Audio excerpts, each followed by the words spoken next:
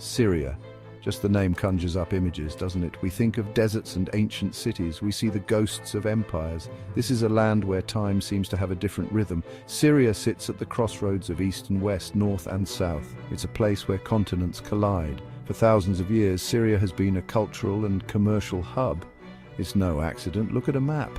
It's the bridge between the Mediterranean Sea and the vast deserts of Arabia.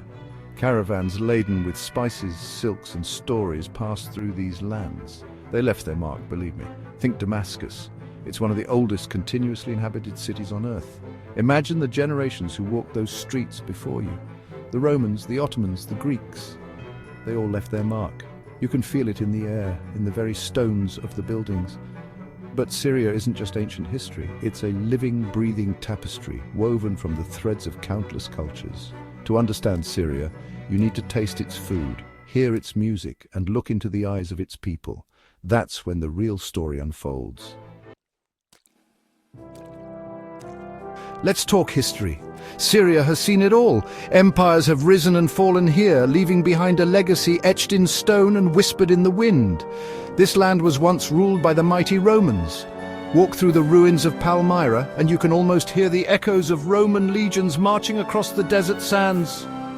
Then came the Arabs, sweeping in with the force of a desert storm. They brought with them a new faith, Islam, which would forever shape Syria's destiny.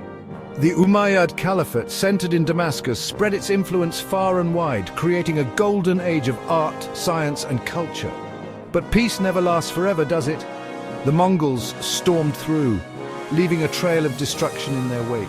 The Ottomans followed, ruling for centuries and leaving their own indelible mark on Syria's culture and architecture.